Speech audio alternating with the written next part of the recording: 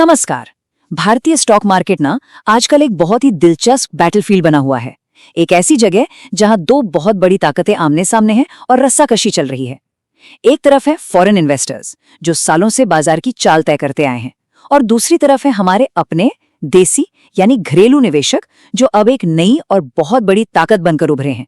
तो चलिए आज इसी खींचतान को समझते हैं और देखते हैं कि इंडियन मार्केट का असली बॉस कौन बन रहा है। तो आज के इस विश्लेषण में हम क्या क्या देखने वाले हैं। सबसे पहले बात होगी विदेशी पैसों की बड़ी निकासी की। फिर हम जानेंगे कि आखिर एफआईआईज बेच क्यों रहे हैं। उसके बाद देखेंगे कि हमारे घरेलू निवेशकों ने कैसे जवाबी हमला किया और इस सबसे बाजार की नई हकीकत क्या बनी है। और आखिर में हम जैसे निवेशकों के लिए इसका क्या मतलब है। तो चलिए कहानी की शुरुआत करते हैं विदेशी निवेशकों के एक ऐसे कदम से जिसने सब कुछ चौंका दिया। ये एक ऐसा ट्रेंड है जो मार्केट के पुराने सारे नियमों को कह सकते हैं चुनौती दे रहा है। तो सबसे पहला और सबसे बड़ा सवाल जो दिमाग में आता है वो ये है कि क्या विदेशी निवेशक भारत से अपना पैसा निकाल रहे हैं? क्या उनका भरोसा कम हो रहा है? ये सवाल इस पूरी कहानी के केंद्र में है। अब जरा इस आंकड़े पर गौर कीजिए। 94,000 करोड़ रुपए से भी ज्यादा। अक्टूबर 2024 में एफआईआईज ने एक ही महीने में इतनी बड़ी रिकॉर्ड बिकवाली की। ये कोई छोटा मोटा आंकड़ा नहीं है, ये तो मार्च 2020 के कोविड क्रैश से भी ज्यादा था। मतलब साफ है ये बिकवाली बहुत बहुत बड़ी थी। तो ये एफआईआईज होते कौन है आखिर? आसान भाषा में कहें तो ये बड़े बड़े विदेशी फंड्स हैं, पेंशन फंड्स, इन्वेस्टमेंट बैंक्स वगैरह, जो पूरी दुनिया के बाजारों में पैसा लगाते हैं। और हिस्टोरिकली इंडियन मार्केट पर इनका पूरा दबदबा रहा है। मतलब जब वो खरीदते थे तो मार्केट ऊपर जाता था और जब वो बेचते थे तो मार्केट नीचे। तो फिर सवाल उठता है कि एफआईआईज आखिर इतना बेच क्यों रहे थे? क्या उन्हें भारत की ग्रोथ स्टोरी पर भरोसा नहीं रहा? चलिए इसके पीछे की वजहों को समझते हैं। देखिए, इसकी कोई एक वजह नहीं है। मोटे तौर पर 4 बड़े कारण सामने आते हैं। आइए एक एक करके इन सबको देखते हैं। सबसे पहली वजह है जिसे कहते हैं वैल्यूएशन की थकान।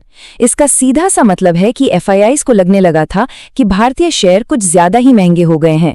2023 के बाद से इंडियन मार्केट ने जबरदस्त रिटर्न दिया था, तो उन्हें लगा कि भाई अब प्रॉफिट बुक करने का सही समय आ गया है।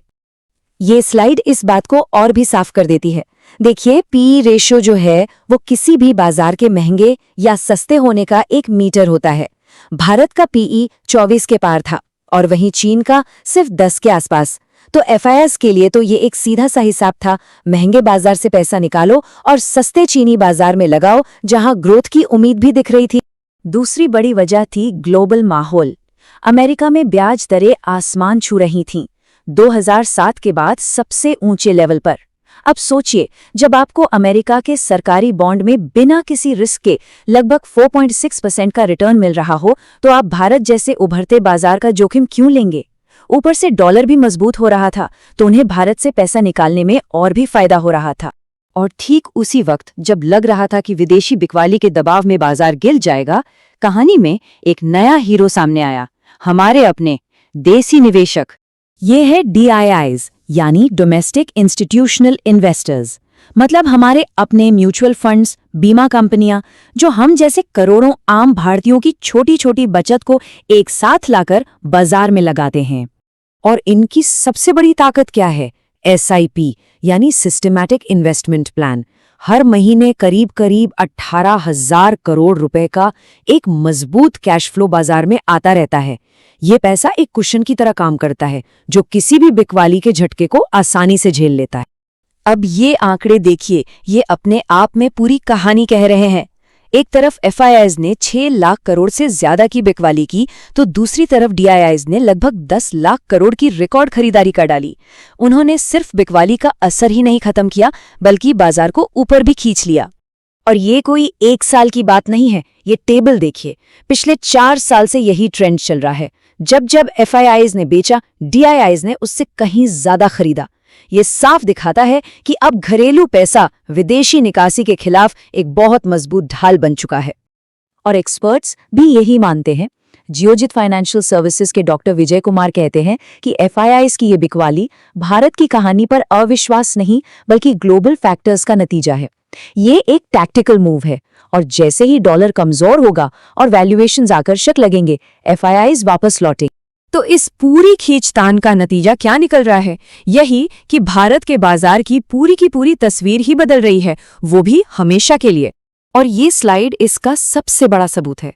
सोचिए, एफआईआईज रिकॉर्ड बिकवाली कर रहे थे और निफ्टी वो लगातार ऊपर जा रहा था। 17,000 के लेवल से बढ़कर 23,500 के पार पहुंच गया। ये बाजार की नई मजबूती, नए लचीलेपन को दिखाता है। हाँ, ये बात सही है कि हमारा बाजार अब थोड़ा महंगा है। मार्केट कैप से जीडीपी का रेशियो 137% पर है, जो औसत से ज्यादा है।